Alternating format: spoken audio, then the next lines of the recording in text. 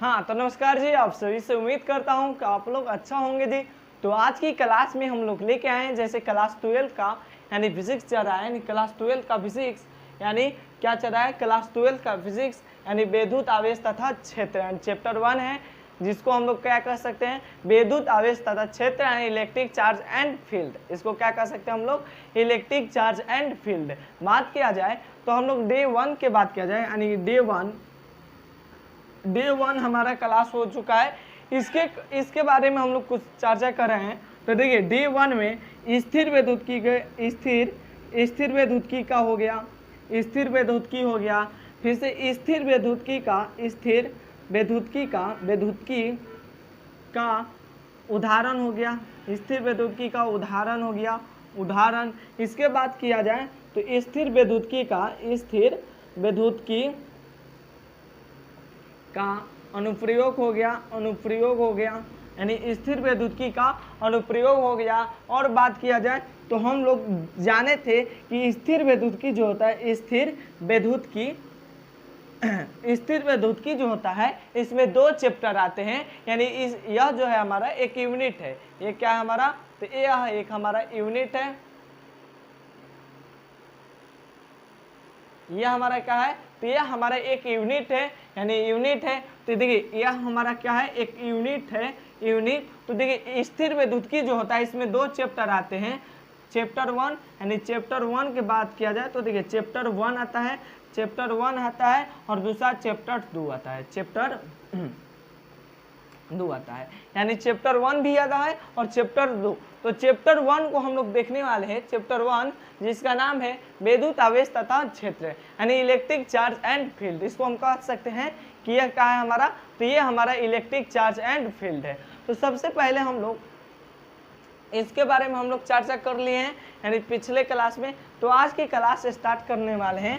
तो आज की क्लास में हम लोग जानेंगे विद्युत आवेश तथा क्षेत्र चैप्टर है, जिसमें हम लोग जानने वाले हैं विद्युत आवेश के बारे में। तो लिख लीजिए विद्युत आवेश यानी विद्युत आवेश।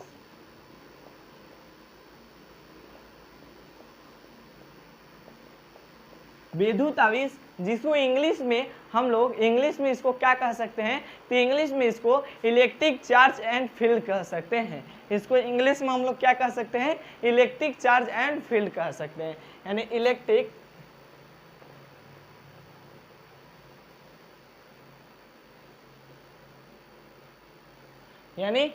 इसको इंग्लिश में इलेक्ट्रिक चार्ज कह सकते हैं, यानी इस चैप्टर का नाम है इलेक्ट्रिक चार्ज एंड फील्ड। यानी तो हम लोग विद्युत आवेश के बारे में हम लोग जानेंगे, तो जिसका विद्युत आवेश को इंग्लिश में क्या कहते हैं, इलेक्ट्रिक चार्ज कहते हैं, यानी इसको इलेक्ट्रिक चार्ज कहते हैं। तो देखने वाले हैं, यानी हम लोग देखने वाले हैं जैसे विद्युत आवेश, यानी विद्युत आवेश का परिभाषा होता है। देखिए विद्युत आवेश की परिभाषा होता है, हमारे साथ चलिए बोलिए कि पदार्थ का मौलिक गुण होता है, यानी विद्युत आवेश जो होता है वह हमारा पदार्थ का मौलिक गुण होता है, पदार्थ का मौलिक गुण होता है। यहाँ तक यार, विद्युत आवेश पदार्थ का मौलिक गुण होता है जिसके कारण पदार्थ में विद्युतीय तथा चुंबकीय प्रभाव उत्पन्न होता है। यानी विद्युत आवेश बात किया जाए तो देखिए पदार्थ का मौलिक गुण होता है, यानी विद्युत आवेश जो होता है वह पदार्थ का मौलिक गुण होता है जिसके कारण पदार्थ में, यानी पदार्थ जिसको कहते हैं, पदार्थ में विद्युतीय तथा चुंबकीय प्रभाव का अध्ययन किया जाता है। किसका अध्ययन किया जाता है, तो विद्युतीय तथा चुंबकीय प्रभाव का अध्ययन किया जाता है। तो हम लोग इसका परिभाषा लिख लेते हैं, यानी इसका परिभाषा क्या होगा, देखिए पदार्थ का मौलिक गुण होता है, पदार्थ का यानी पदार्थ। देखिए पदार्थ क्या होता है, आप लोग जाने नहीं होंगे पदार्थ। तो देखिए ये पदार्थ जो होता है, आगे देख लीजिए यानी समझ लीजिए पदार्थ क्या होता है, ऐसा कोई भी वस्तु जिसमें द्रव्यमान हो, आयतन हो, वह स्थान घेरता हो, जिसमें द्रव्यमान हो और जिसे हम महसूस कर सकें, जिसे हम छू सकें, उसी को हम पदार्थ कहते हैं। जैसे हवा है। फिर से बात किया जाए एक किताब यानी बुक, ये भी क्या है हमारा, तो ये भी हमारा पदार्थ है। ये सब जो भी हमारा चीज़ है वह सब क्या है, हमारा पदार्थ है। तो इसके बारे में जान गए। यहाँ पदार्थ के बारे में कोई दिक्कत नहीं। पदार्थ का मौलिक गुण होता है, यानी पदार्थ का मौलिक गुण होता है जिसके कारण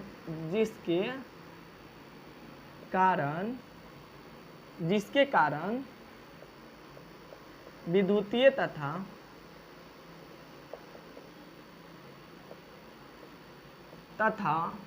चुंबकीय प्रभाव का अध्ययन किया जाता है।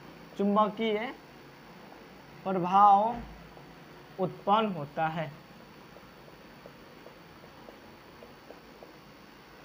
यानी हम लोग देखने वाले इलेक्ट्रिक चार्ज को, तो पदार्थ का मौलिक गुण होता है किसका, तो पदार्थ का मौलिक गुण होता है जिसके कारण विद्युतीय तथा चुंबकीय प्रभाव उत्पन्न होते हैं।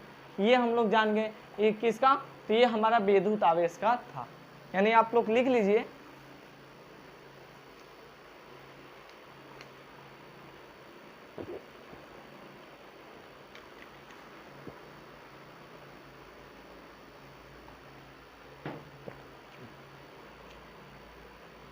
चलिए, तो हम लोग देख लिए विद्युत आवेश के बारे में। पदार्थ का मौलिक गुण होता है जिसके कारण पदार्थ में विद्युतीय तथा चुंबकीय प्रभाव का उत्पन्न होता है। फिर से हम लोग देखने वाले हैं कि आवेश, इसका और एक परिभाषा होता है। आप लोग लिखना चाहते हैं तो यहाँ में लिख लीजिए। आवेश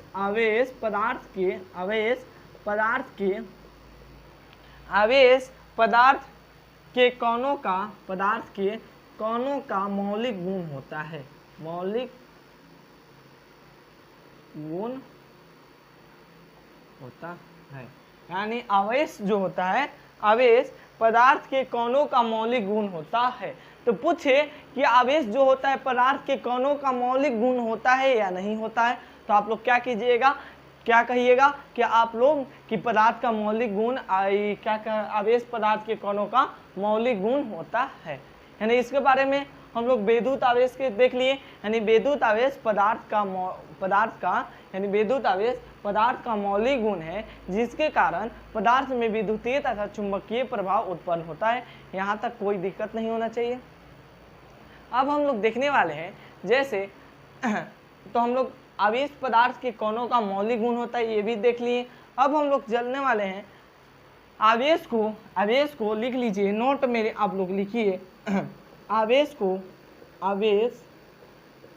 को स्मॉल क्यू या कैपिटल क्यू से सूचित किया जाता है।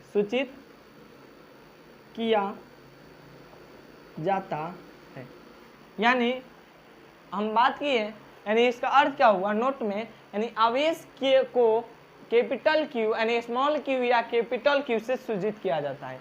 मान लीजिए कि आप लोग न्यूमेरिकल बना रहे हैं और कहूँ भी क्यू दे दिया इस प्रकार से या इस प्रकार से, तो आप लोग समझ जाइएगा कि ये हमारा क्या है, आवेश है।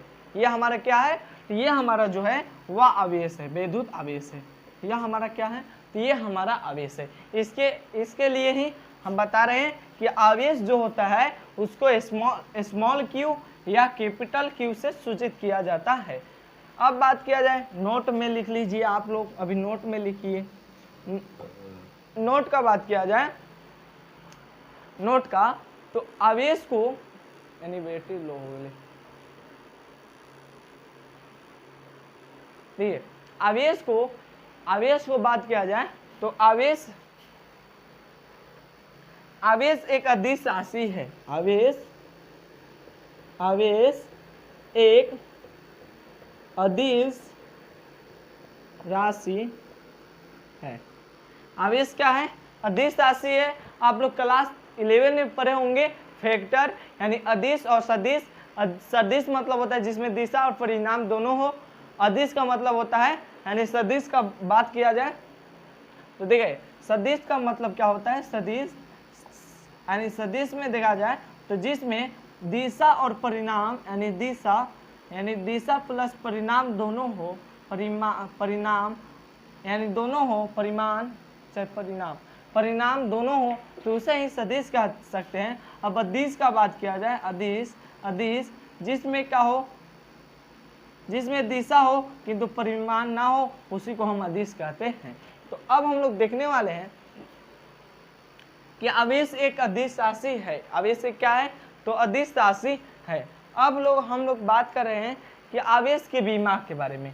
अब हम लोग क्या के बारे में जानने वाले हैं, तो इतना हम लोग जान गए कि आवेश के बारे में हम लोग जान गए। अब आवेश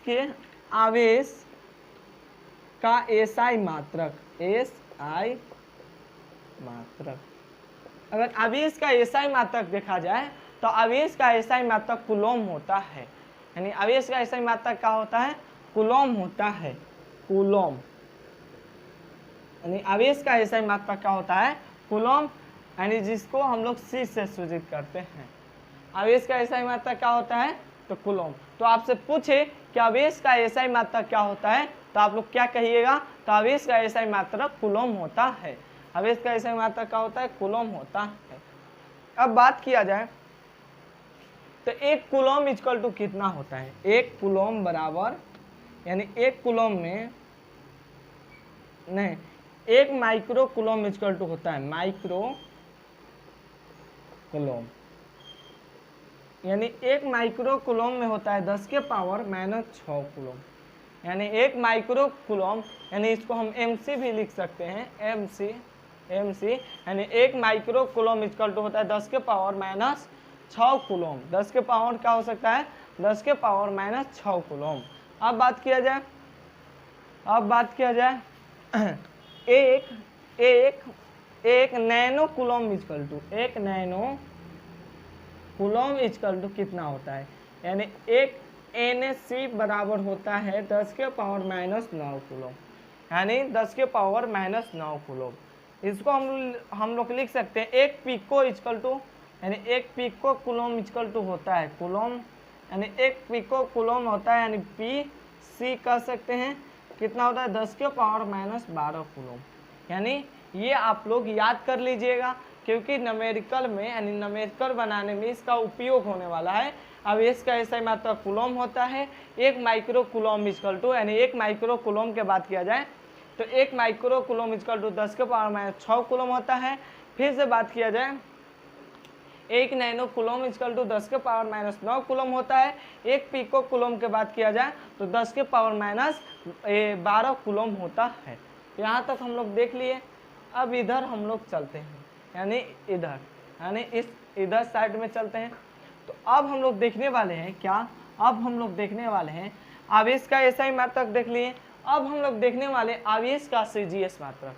क्या देखने वाले हैं, तो आवेश का CGS मात्रक। तो हम आज के क्लास में, यानी अभी देखने वाले हैं आवेश का CGS मात्रक। तो लिख लीजिए आवेश का CGS मात्रक,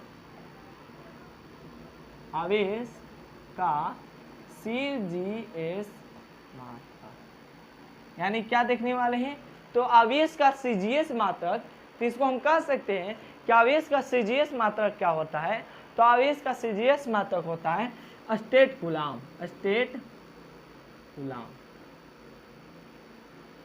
यानी इसको हम लोग SC से सूचित कर सकते हैं। यानी ये आवेश का CGS मात्रक, जिस प्रकार से आवेश का SI मात्रक होता है, एक पद्धति है, यानी प्रणाली है SI मात्रक। तो आवेश का SI मात्रक हो गया कूलम। तो पूछे कि आवेश का CGS मात्रक क्या होता है, तो आप लोग क्या कहिएगा, स्टेट कूलम होता है, यानी स्टेट कूलम होता है। तो पूछ दे कि स्टेट कूलम होता है, तो पूछे कि एक स्टेट कूलम इक्वल टू होता है, एक स्टेट कूलम इक्वल टू होता है, यानी SC बराबर होता है, यानी SC बराबर होता है, यानी एक स्टेट कूलम इक्वल टू होता है। तो क्या इसको हम कह सकते हैं, तो इसको हम लोग कह सकते हैं कि 3 × 10 के पावर, यही ना, हाँ, 3 × 10 के पावर 9 स्टेट कूलम होता है। सॉरी, एक कूलम इक्वल टू,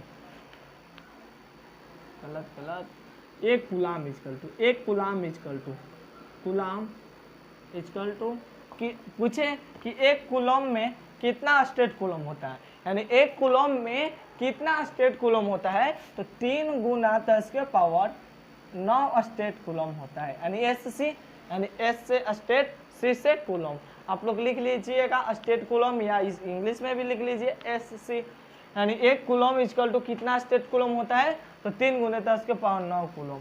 अब पूछे कि एक स्टेट कूलम इक्वल टू कितना होता है। अब बात किया जाए कि एक स्टेट कूलम इक्वल टू कितना होता है, पूछे कि एक स्टेट कूलम कितना होता है, तो 1 कूलम में कितना स्टेट कूलम हुआ, तो 3 × 10⁻9 कूलम हुआ। अब बात किया जाए कि एक स्टेट कूलम इक्वल टू कितना होता है, तो 1/3 × 10⁻9 कूलम होता है। या इसको लिखिए, या आप लोग लिख लीजिएगा, या 3 × 10⁻10 कूलम होता है, यानी 1 कूलम में 3 × 10⁻9 कूलम होता है। और वहीं पर बात किया जाए, वहीं पर हम लोग बात करें कि एक स्टेट कूलम इक्वल टू कितना कूलम होता है, तो 1/3 × 10⁻9 कूलम कह सकते हैं, या 3 × 10⁻10 कूलम इसको कह सकते हैं। तो इस प्रकार से हम लोग देख लिए कि आवेश का CGS मात्रक क्या होता है। इस प्रकार से हम लोग क्या देख लिए कि आवेश का CGS मात्रक क्या होता है। हम इस प्रकार से देख लिए कि आवेश का CGS मात्रक क्या होता है।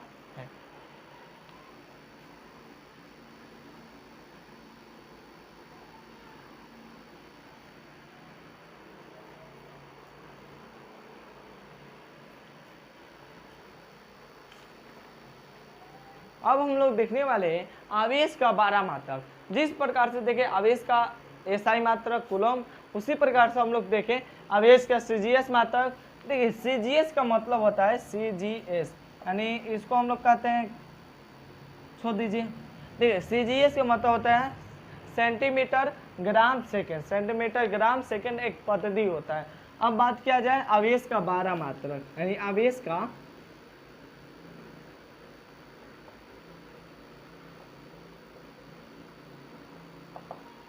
आवेश का 12 मात्रक जो होता है, वह आवेश का 12 मात्रक, इसको हम लोग कह सकते हैं कि आवेश का 12 मात्रक क्या होता है, तो आवेश का 12 मात्रक होता है फेराइडे, यानी इसको क्या कह सकते हैं, इसको हम लोग फेराइडे कह सकते हैं। इसको हम क्या कह सकते हैं, इसको हम लोग फेराइडे कह सकते हैं। तो आवेश का 12 मात्रक फेराइडे होता है, फेराइडे, यानी F8 से इसको सूचित किया जा सकता है, F8 से सूचित किया जा सकता है। तो आवेश का मात्रक क्या होता है, फेराइडे, या छोड़ दीजिए, आवेश का 12 मात्रक फेराइडे होता है। एक फेराइडे में कितना कूलम होता है, एक फेराइडे में कितना कूलम होता है, तो 96,500 कूलम होता है। आपसे पूछे कोई क्वेश्चन में आ जाए एग्जाम में कि आवेश का 12 मात्रक क्या होता है, तो आप लोग क्या कहिएगा, आवेश का 12 मात्रक आप लोग ऑप्शन में दिया होगा फ्रैंकलिन, फेराइडे, और दिया होगा फ्रैंकलिन, फेराइडे, कूलम, स्टेट कूलम, तो आप लोग क्या मारिएगा, तो फेराइडे मारिएगा, यानी इस प्रकार से क्वेश्चन पूछ देगा। अब हम लोग बात करते हैं कि एक फेराइडे में कितना कूलम होता है, तो हम उसको कह सकते हैं कि 96,000, यानी 96,500 हो सकता है। उसको हम क्या कह सकते हैं, 96,500 हो सकता है।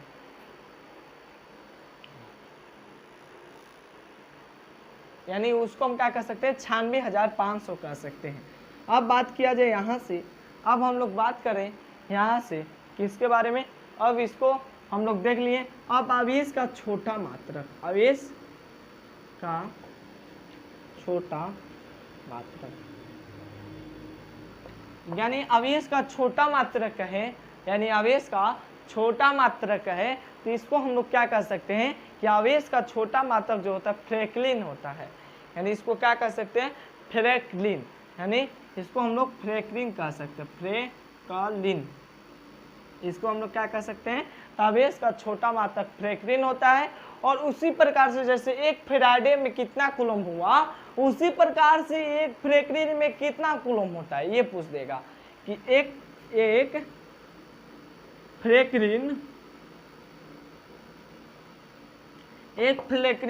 बराबर होता है, यानी एक फ्रैंकलिन का बात किया जाए, गर्मी ज्यादा किया है, गर्मी हार गया है बहुत,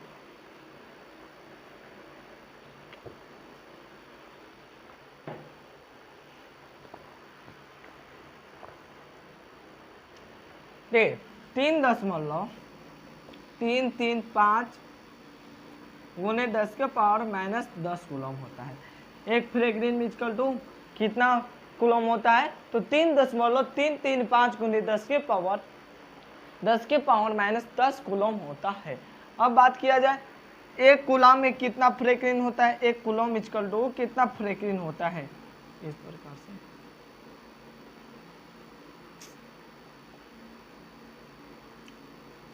एक कूलम में कितना फ्रेगरीन होता है, पूछ दे कि एक कूलम में कितना फ्रेगरीन होता है, एक कूलम में कितना फ्रेगरीन होता है, तो बात किया जाए तो 3 गुने 10 के पावर 9 फ्रेगरीन होता है। 3 गुने 10 के पावर 9 फ्रेगरीन होता है। 3 गुने 10 के पावर 9 फ्रेगरीन होता है। 3 गुने 10 के पावर 9 फ्रेगरीन होता है। एक और हो सकता है, ये छोड़ दीजिए, 12 है, ये वाला 12 है। एक और होता है आवेश का, आवेश एक कूलम में कितना फ्रेगरीन होता है, एक और होता है 12, यानी 12 नंबर है, तो इसी का आंसर इसको छोड़ रहे हैं। तो यहाँ से हम लोग रिवीजन एक बार कर रहे हैं। देखिए विद्युत आवेश के बारे में जाने कि विद्युत आवेश के बारे में हम लोग जान गए कि विद्युत आवेश किसे कहते हैं, तो पदार्थ का मौलिक गुण है जिसके कारण पदार्थ में विद्युतीय तथा चुंबकीय प्रभाव का अध्ययन किया जाता है। किसका, तो विद्युतीय तथा चुंबकीय प्रभाव का अध्ययन किया जाता है। ये एक नंबर में देखें। अब दूसरा नंबर की बात किया जाए तो यहाँ में देखें, इसको कह सकते हैं आवेश पदार्थ के कणों का मौलिक कण होता है। आवेश पूछे कि आवेश पदार्थ के कणों का मौलिक गुण होता है। फिर से इसके बारे में जाने, फिर से नोट में 1-2 पॉइंट लिखवाएं कि आवेश को स्मॉल क्यू या कैपिटल क्यू से सूचित किया जाता है। फिर से लिखवाएं कि आवेश एक कौन सा राशि है, तो अदिश राशि है। आवेश कौन सा राशि है, तो आवेश एक अदिश राशि है। इसको हम लोग आवेश का लिख सकते हैं। आवेश का एसआई मात्रक कूलम होता है। 1 माइक्रो कूलम इक्वल टू कितना होता है, 10 के पावर माइनस 6 कूलम होता है। फिर से यहीं से बात किया जाए, 1 नैनो कूलम इक्वल टू कितना होता है, 10 के पावर माइनस 9 कूलम होता है। 1 पिको कूलम इक्वल टू कितना होता है, 10 के पावर माइनस 12 कूलम होता है। इस प्रकार से हम लोग आवेश का एसआई मात्रक देख लिए। अब बात किया जाए कि आवेश का सीजीएस मात्रक बताइए, यानी आवेश का सीजीएस मात्रक बताइए आप लोग। तो आवेश के सीजीएस मात्रक कोई पूछे तो उसको आप लोग क्या कहिएगा, स्टेट कूलम होता है। एक कूलम में स्टेट कूलम कितना होता है, एक कूलम में कितना स्टेट कूलम होता है, तो 3 गुने 10 के पावर n होता है। 3 गुने 10 के पावर 9 स्टेट कूलम होता है। बात किया जाए एक स्टेट कूलम इक्वल टू, तो 1/3 गुने 10 के पावर माइनस 9 कूलम हो, स्टेट कूलम हो सकता है, सॉरी कूलम हो सकता है, या इसको हम कह सकते हैं 3 गुने 10 के पावर माइनस 10 कूलम, इसको भी कह सकते हैं। यहाँ तक कोई दिक्कत। फिर से पूछे कि आवेश का 12 मात्रक का होता है, फेराइडे होता है। एक फेराइडे में कितना होता है, यानी एक फेराइडे में कितना कूलम होता है, तो 96,500 होता है, यानी 96,500 होता है। कितना होता है जी, तो 96,500 होता है। फिर से अगर फिर से पूछे कि आवेश का छोटा मात्रक क्या होता है, तो फ्रेगरीन होता है। एक फ्रेगरीन इक्वल टू कितना होता है, एक फ्रेगरीन में कितना कूलम होता है, तो 3.335 गुने 10 के पावर माइनस 10 कूलम। एक कूलम में कितना फ्रेगरीन होता है, तो 3 गुने 10 के पावर 9 फ्रेगरीन हो सकता है। यहाँ तक आप लोग को कोई दिक्कत नहीं होना चाहिए, यहाँ तक कंप्लीट है बात। तो आप लोग क्या कीजिए, वीडियो को लाइक कर दीजिए, यानी वीडियो को क्या कीजिए आप लोग लाइक कर दीजिए। चैनल पे नए हैं तो चैनल को आप लोग क्या कीजिए, सब्सक्राइब कीजिए और अपने दोस्तों के पास भी शेयर कीजिए।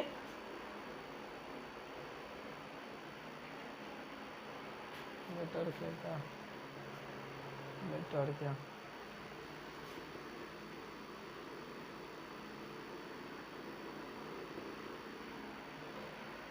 यहाँ तक।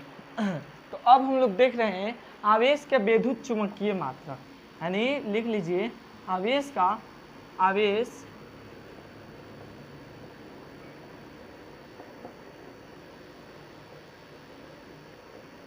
के विद्युतीय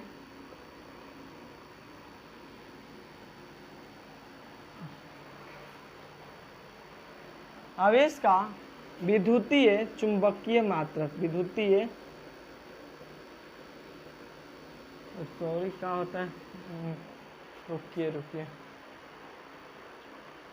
हाँ, देखिए आवेश का विद्युत चुंबकीय मात्रक, आवेश का विद्युत चुंबकीय मात्रक, विद्युत चुंबकीय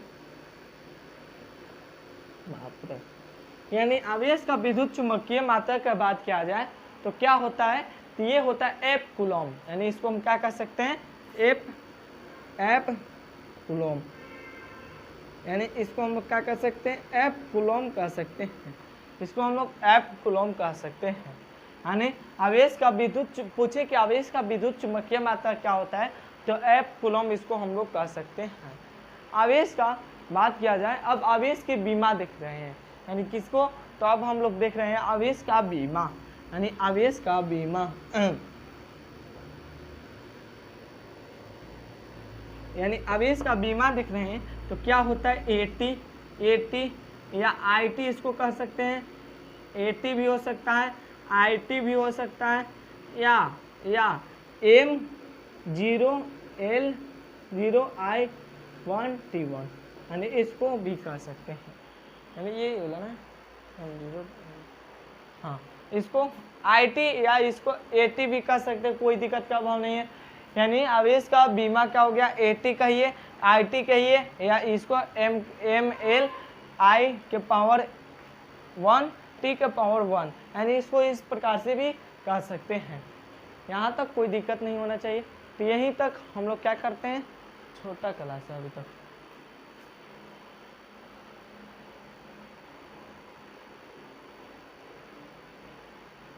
तो आप लोग क्या कीजिए, इतना लिख लीजिए, और हमारे साथ लिख रहे हैं तो हमारे साथ लिखते चलिए, या आप लोग लिख लीजिए यहाँ तक। आप लोग क्या कीजिए, लिख लीजिए। हो पसीना से भीगी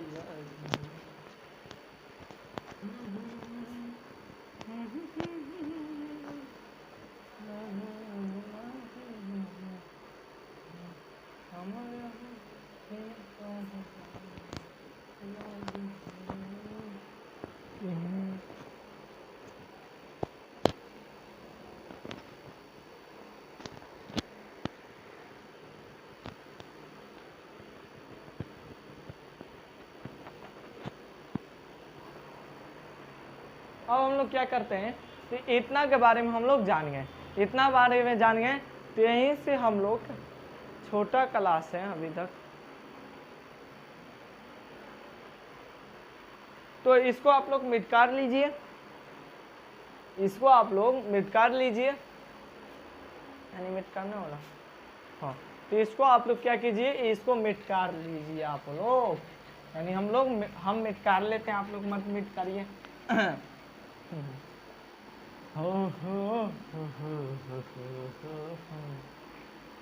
तो देखिए अब हम लोग चलते हैं जी, कि हम लोग विद्युत आवेश तो जान गए, यानी विद्युत आवेश किसे कहते हैं, पदार्थ का मौलिक गुण है जिसके कारण पदार्थ में विद्युतीय तथा चुंबकीय प्रभाव उत्पन्न होता है। तो हम इसके बारे में, तो इसके विद्युत आवेश के इतिहास के बारे में जानने वाले हैं, यानी किसके बारे में, तो विद्युत आवेश के इतिहास।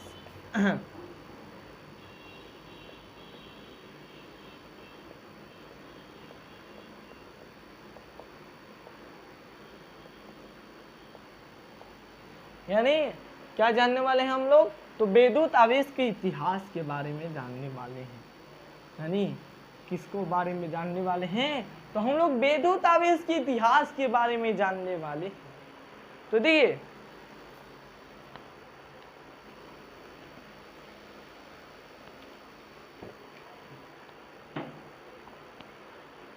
अगर बात किया जाए विद्युत आवेश के बारे में, तो देखिए विद्युत आवेश के बारे में, तो 600 बीसी पूर्व, यानी बीसी पूर्व, यानी 600 बीसी पूर्व एक यूनान के दार्शनिक थे, किसका दार्शनिक, एक यूनान के दार्शनिक थे,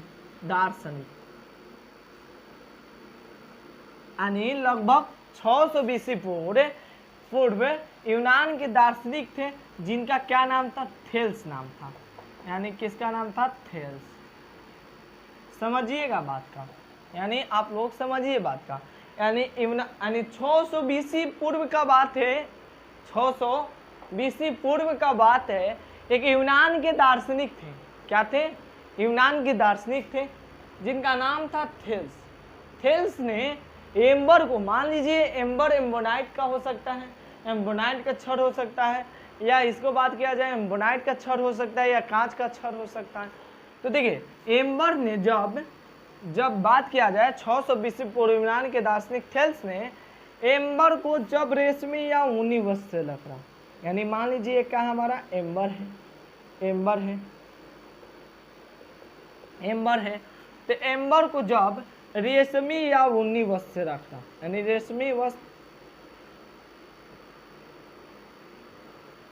यानी रेशमी या ऊनी वस्त्र से रगला, यानी रेशमी या ऊनी वस्त्र से लग रहा, तो ये एम्बर जो है, एम्बर का बात किया जाए तो ये एम्बर जो है वो हल्की हल्की वस्तु को, यानी मान लीजिए ये हल्की हल्की वस्तु है, तो ये हल्की हल्की वस्तु को अपनी ओर आकर्षित करने लगा। इस प्रकार से अपनी ओर क्या करने लगा? आकर्षित, यानी आकर्षित करने लगा। यहाँ तक आप लोग को बात समझ में आया? यानी 600 बीसी पूर्व हम लिखवाएंगे, अभी लिखवाएंगे, आप लोग समझ लीजिए, यहीं से याद हो जाएगा। अगर बात किया जाए तो कहा जाए, अगर बात किया जाए तो देखिए कह रहा है कि लगभग 600 बीसी पूर्व, यानी लगभग 600 बीसी पूर्व एक यूनान के दार्शनिक, यानी लगभग 600 बीसी पूर्व यूनान के दार्शनिक थेल्स ने एम्बर को, मान लीजिए एम्बर किसी का हो सकता है, कांच का छड़ हो सकता है, या एम्बोनाइट का छड़ हो सकता है, तो एम्बर को जब रेशमी या ऊनी वस्त्र से रगला, यानी लग रहा, रेशमी वस्त्र से लग रहा, तो एम्बर जो है, एम्बर वह क्या करने लगा?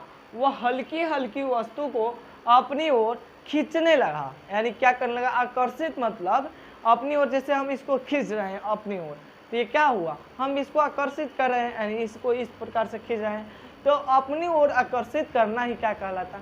ये हो गया। यानी 600 बीसी पूर्व यूनान के दार्शनिक थेल्स ने एम्बर को जब रेशमी या ऊनी वस्त्र लगा, तो एम्बर को क्या करने लगा? हल्की हल्की वस्तु को अपनी ओर आकर्षित करने लगा।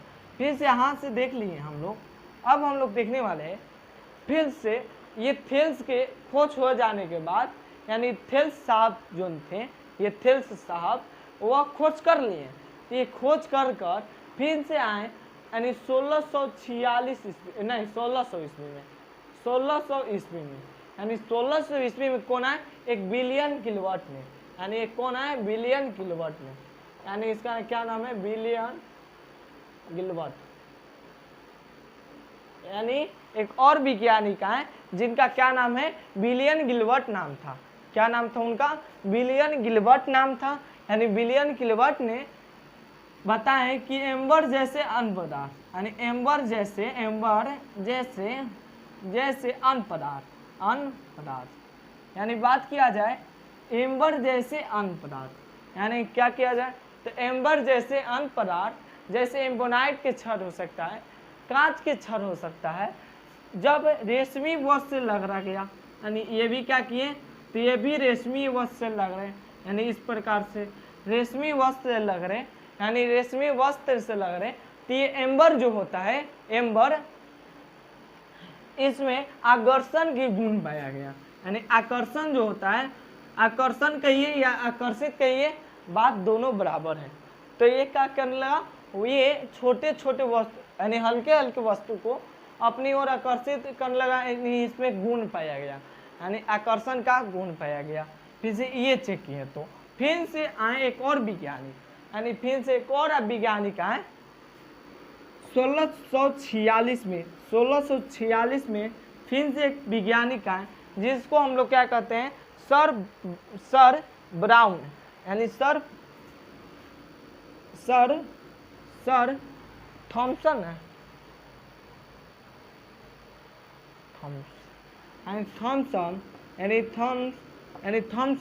यानी सर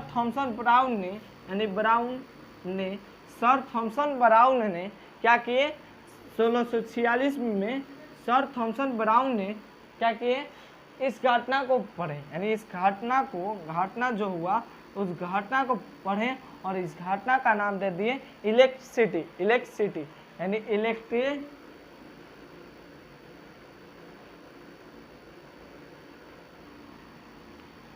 ELECTRICITY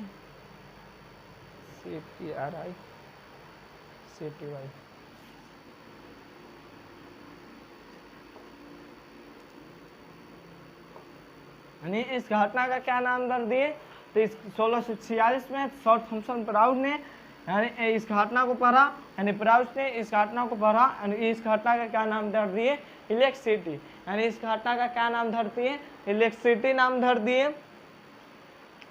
इलेक्ट्रिसिटी धर दिए। इलेक्ट्रिसिटी जो है ये यहाँ एक ग्रीक शब्द है। एक कौन सा शब्द है, तो ग्रीक शब्द है। ग्रीक शब्द है जो इलेक्ट्रॉन से लिया गया है। इलेक्ट्रॉन से लिया गया है।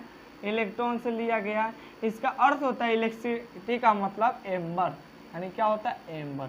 यहाँ तक आप लोग को कहानी समझ में आया होगा, यानी यहाँ तक आप लोग का कहानी समझ में आया होगा। कर है विद्युत आवेश का इतिहास, यानी लगभग 600 ईस्वी पूर्व यूनान के दार्शनिक थेल्स ने एम्बर को जब रेशमी या ऊनी वस्त्र से लग रहा, यानी रेशमी या ऊनी वस्त्र से लग रहा, तो एम्बर जो होता है वह अपनी ओर आकर्षित, यानी छोटे छोटे वस्तु को अपनी ओर क्या करने लगा, तो आकर्षित करने लगा। तो अपनी ओर क्या करने लगा, तो आकर्षित करने लगा। तो आकर्षित करने लगा। तो इनके खोज हो जाने के बाद फिर से 1600 ईस्वी में आए, यानी एक साल बाद, यानी 600 ईस्वी पूर्व में था, तो 1000 साल बाद फिर से कौन आए, विलियम गिलबर्ट ने आए। विलियम गिलबर्ट ने एम्बर जैसे अनपरार्थ, यानी जैसे में ले लीजिए एम्बोनाइट का छड़, कांच का छड़ को रेशमी या ऊनी वस्त्र से लग रहा, तो इसमें क्या, तो ये हल्के हल्के वस्तु को अपनी ओर आकर्षित करने लगा। इसमें आकर्षण के गुण पाया गया। फिर से 1646 ईस्वी में, यानी फिर से 46 साल बाद सर थॉमसन ब्राउन ने इस घटना को पढ़े और इस घटना को क्या नाम धरती है, इलेक्ट्रिसिटी नाम धरती है। इलेक्ट्रिसिटी एक ग्रीक भाषा का शब्द है। इलेक्ट्रिसिटी जो शब्द है यह एक हमारा किसका भाषा है, तो यह एक हमारा ग्रीक भाषा का शब्द है। यानी एक हमारा ग्रीक भाषा का शब्द है जिसका अर्थ होता है यानी जिसका अर्थ होता है एम्बर, यानी एम्बर होता है जो इलेक्ट्रॉन से लिया गया है। तो इसको आप लोग समझ गए होंगे। इतना आप लोग समझ गए होंगे, तो हम लिखवा दे रहे हैं। ये क्यों समझाएं, ये आप लोग समझ गए, आप लोग समझ जाइए तुरंत, यानी आप लोग तुरंत समझ जाइए। इसी कारण से इतना चित्र पारे और इसी कारण से इतना लिखे, नहीं तो समझाने के लिए नहीं रहता तो हम सीधे बोर्ड पर लिखवा देते और काम खत्म हो जाता। तो इसी कारण से हम इसी कारण से आप लोगों को समझने के लिए चित्र से ले आए, चित्र को समझाएं। अब इसको हम लोग परिभाषा लिख लेते हैं, यानी कि विलियम गिलबर्ट के कैसे कैसे काम हुआ। आप लोग उतारना चाहते हैं तो इसको भी उतार लीजिए।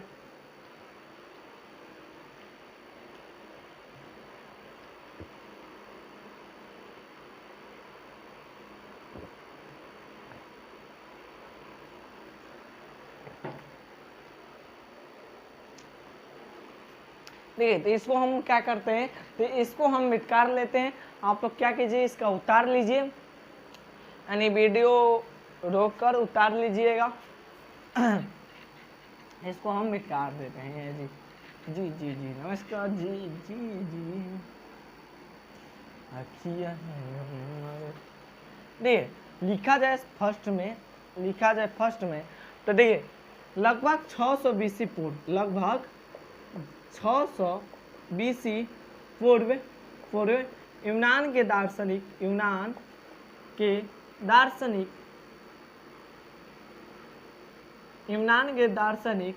थेल्स ने यानी क्या कर रहा है, लगभग 600 बीसी पूर्व यूनान के दार्शनिक थेल्स ने एम्बर यानी फर्स्ट वाला बताया था ना कि 600 बीसी पूर्व वाला वही वाला है, यानी लगभग 600 बीसी पूर्व यूनान के दार्शनिक थेल्स ने एम्बर को जब रेशमी या ऊनी वस्त्र से लग रहा, जब यानी एम्बर को, यानी थेल्स ने एम्बर को रेशमी या ऊनी वस्त्र से लग रहा, ऊनी वस्त्र से लग रहा तो एम्बर यानी लगभग 620 ईस्वी पूर्व यूनान के दार्शनिक से थेल्स ने एम्बर को जब रेशमी या ऊनी वस्त्र से लग रहा तो एम्बर हल्की वस्तु को यानी हल्की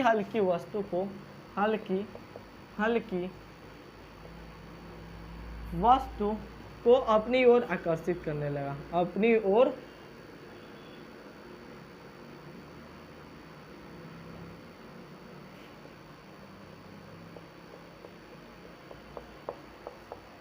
यानी अपनी ओर क्या करने लगा, आकर्षित करने लगा।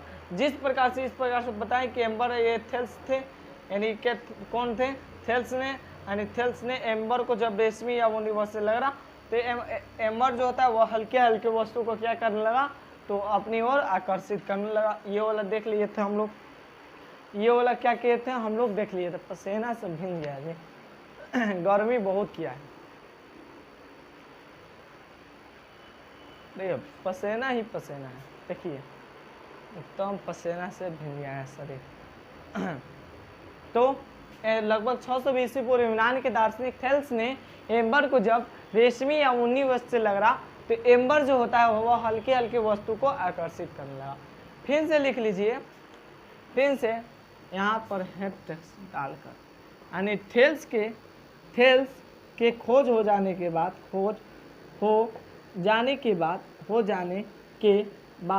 यानी थेल्स के खोज हो जाने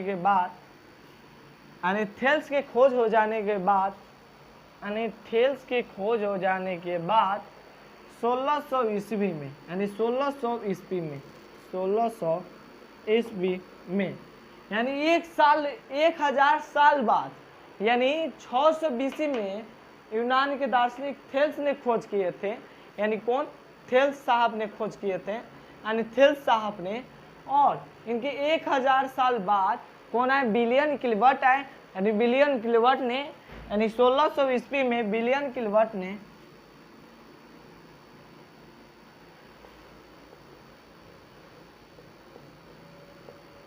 एम्बर जैसे अन्य पदार्थ यानी एम्बर जैसे अन्य पदार्थ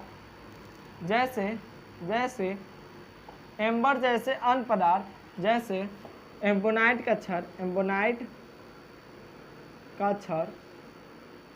कांच का छड़,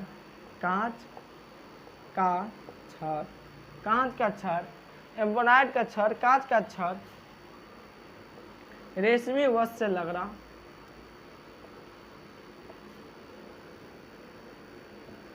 रहा तो एम्बर में आकर्षण के गुण पाया गया।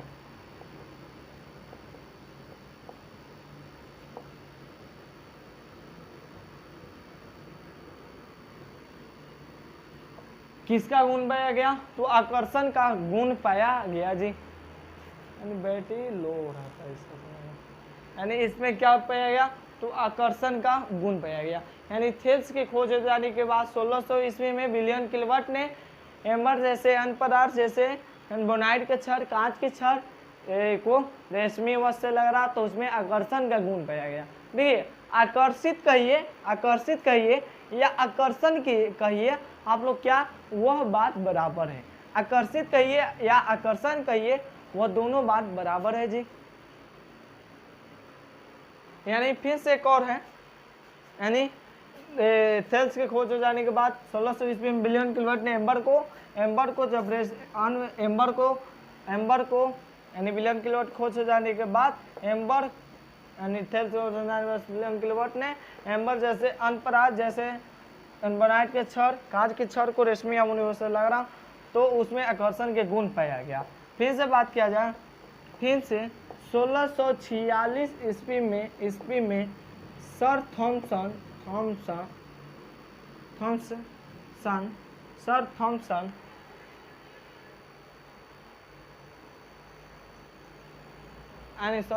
लिखिए इस प्रकार से, विलियम गिलवर्ट के खोज हो जाने के बाद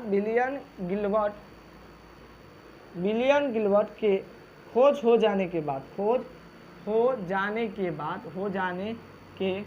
बाद यानी बिलियन किलोवाट के खोज हो जाने के बाद 1646 ईस्वी में 1646 ईस्वी में 1646 ईस्वी में 1646 ईस्वी में सर थॉमसन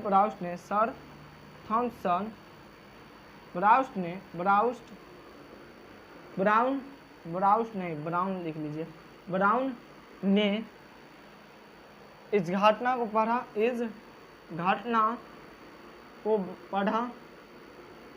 और इस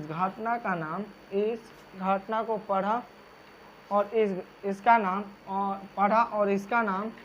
इसका नाम इलेक्ट्रिसिटी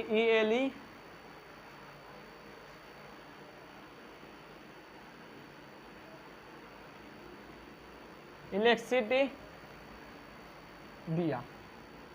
यानी 16 बिलियन किलोवाट के खोज हो जाने के बाद फिर से 1646 ईस्वी में कौन आए, फिर 1646 ईस्वी में सर थॉमसन ब्राउन ने और इस घटना को इलेक्ट्रिसिटी नाम धर दिए। यानी क्या नाम धर दिए, इलेक्ट्रिसिटी नाम धर दिए। यानी इलेक्ट्रिसिटी मतलब होता है इलेक्ट्रिसिटी नाम धर दिए, यानी इलेक्ट्रिसिटी नाम धर दिए। इलेक्ट्रिसिटी का अर्थ होता है एम्बर, यानी क्या होता है जी, तो इलेक्ट्रिसिटी शब्द का जो होता है उसका अर्थ क्या होता है, तो इलेक्ट्रिसिटी शब्द का मतलब होता है एम्बर। यानी इलेक्ट्रिसिटी शब्द का मतलब क्या होता है, एम्बर। यानी यहाँ तक हम लोग देख लिए। फिर से यहाँ से हम लोग समाप्त करते हैं। इलेक्ट्रिसिटी शब्द का उत्पत्ति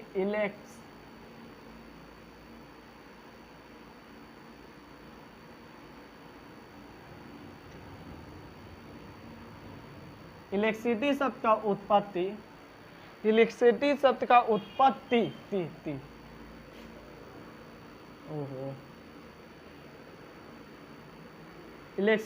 का उत्पत्ति ग्रीक शब्द का, यानी ग्रीक भाषा के इलेक्ट्रॉन से लिया गया है, जिसका अर्थ एम्बर होता है, जिसका अर्थ क्या होता है, एम्बर होता है। यानी इलेक्ट्रिसिटी शब्द का उत्पत्ति एक ग्रीक भाषा इलेक्ट्रॉन से हुआ है, यानी ग्रीक भाषा के इलेक्ट्रॉन से लिया गया है, जिसका अर्थ होता है एम्बर। यानी इलेक्ट्रिसिटी शब्द जो है उसको इलेक्ट्रॉन से लिया गया है, जिसका अर्थ होता है एम्बर। यानी जिसका अर्थ होता है एम्बर। आप लोग क्या कीजिए, विद्युत आवेश के इतिहास के बारे में हम लिखवा दिए, समझा भी दिए इससे पहले। तो आप लोग क्या कीजिए, इसको उतार लीजिए, एक बार रिवीजन कर लेते हैं। विद्युत आवेश का इतिहास लगभग 620 पूर्व यूनान के दार्शनिक थेल्स ने एम्बर को जब रेशमी या ऊनी वस्तु से लगा तो एम्बर हल्के वस्तु को अपनी ओर आकर्षित करने लगा। फिर से बात किया जाए तो थेल्स के खोज हो जाने के बाद 1600 ईस्वी में, यानी 1000 साल बाद 1600 ईस्वी में बिलियन किलोवाट ने एम्बर जैसे अन्य पदार्थ जैसे एम्बोनाइट के छड़, कांच की छड़ को रेशमी या ऊनी वस्तु से लग रहा, तो एम्बर जो होता है वह क्या करने लगा, हल्के वस्तु को यानी उसमें आकर्षण के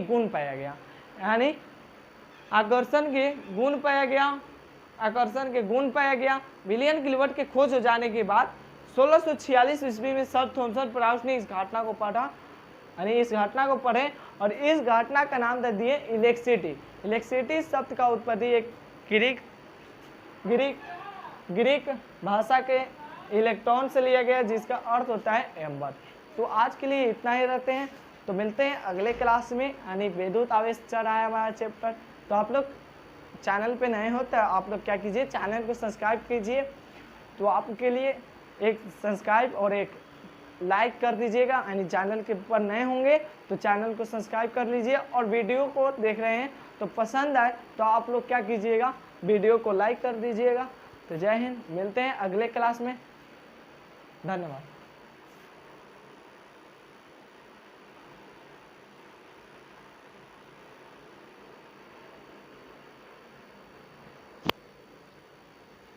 गया